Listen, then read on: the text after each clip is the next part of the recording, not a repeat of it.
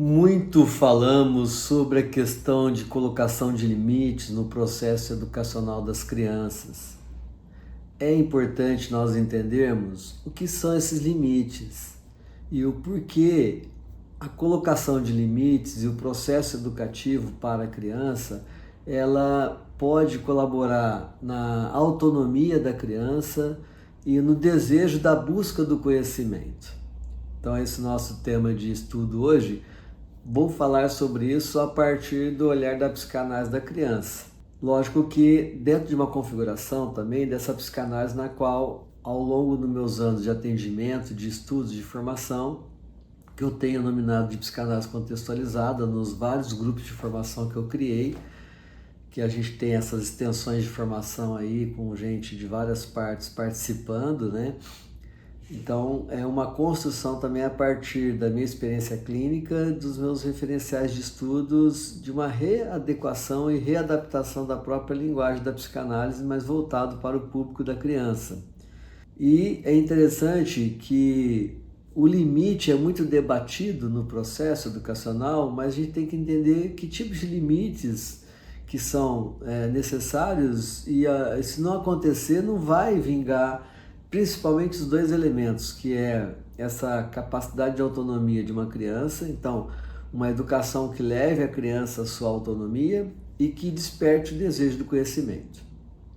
Então, o primeiro elemento que a gente tem que trabalhar é os limites que são biológicos e emocionais, e eles devem ser construídos no mundo da criança.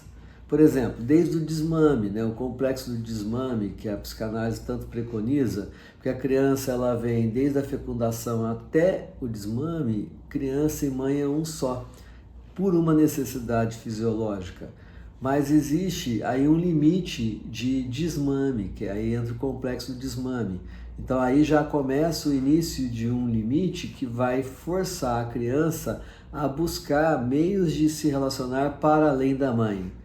Também o controle dos esfíncteres, quando a criança começa também a ter que aprender a fazer o controle do xixi e do cocô. Não é um animalzinho que vai fazer xixi e cocô a hora que ela quer, onde ela desejar. Ela vai aprendendo, mas tem uma maturidade também biológica, que é o controle da glândula esfincteriana, e ao mesmo tempo o processo educacional, de como levar essa criança ao manuseio de sua produção de xixi e de cocô, que tem a ver também com a questão após, na fase anal, nessa fase de excrementos, que é a questão de castração para a fase anal ou, numa linguagem mais popular, de colocação de limites, de horário de fazer xixi, da questão do controle alimentar para que tenha uma boa dieta da criança e assim por diante. Tudo isso vai depender muito desse manuseio também, porque se deixar espontaneamente a criança ela vai caminhando como um pequeno animal.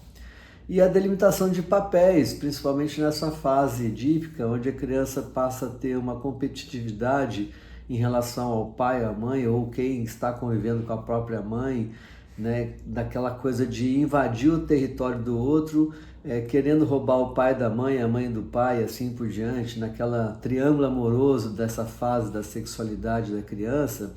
E aí tem que se colocar os limites para que este pai e esta mãe sejam pai e mãe e essa criança seja criança, e não confundir os papéis. Então aí existe também a castração a partir do complexo de Édipo, que a psicanálise preconiza tanto, mas um complexo de Édipo que a gente possa entender nas relações daqueles que estão ao seu redor nas funções de papéis. Senão, a criança controla o pai, a criança controla a mãe, a criança quer ser namorado do pai ou da mãe e assim por diante, e fica uma loucura nesse espaço da casa.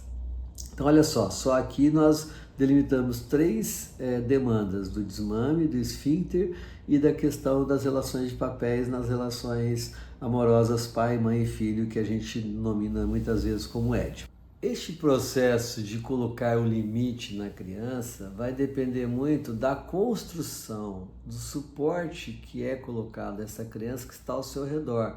Aí entra a maternagem, a paternagem, a questão afetiva, emocional, o clima para se colocar o limite, onde numa linguagem direta, numa comunicação espontânea, diretiva e ao mesmo tempo afetiva, vai abrindo na criança esta desejo de ir encarando esses limites e essas perdas e essas dores que ela vai tendo de cada etapa que ela vai passando, que ela vai sendo limitada dentro das suas necessidades biológicas, dos seus desejos, ela vai podendo desejar sim construir essa autonomia, ela vai criando uma certa independência e ela vai buscando esse conhecimento. Esses dias conversando com um casal, com uma criança de 4 para 5 anos, eu achei interessante, né?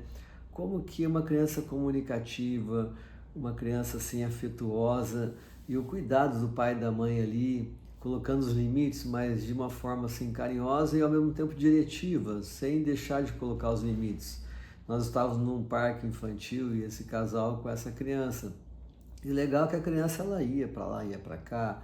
Tanto é que você percebe essa evolução no desejo da busca do conhecimento quando a criança entra numa escola, numa pré-escola, numa escola infantil, e naqueles primeiros dias ela tem toda uma dificuldade de adaptação, mas daqui a pouco ela se desliga e no dia seguinte ela começa já a preparar seu próprio material.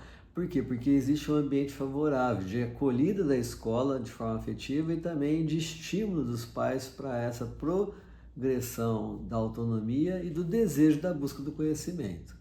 Agora, onde que tudo isso vai travar? Vai travar exatamente quando esses limites são impostos, são colocados de forma carrasca, de forma funcional. Sabe aquela mãe, aquele pai ou aquele ambiente onde os limites são colocados não de forma construtiva e com apoio afetivo, ou na escola, ou na família, que tudo é uma regra rígida e sem conversar muito e as questões são colocadas de forma violenta muitas vezes. Também quando se tem o abandono desta criança, o esquecimento dela. Então entra-se no mundo, coloca-se as regras, os limites, não debate sobre essas regras e limites.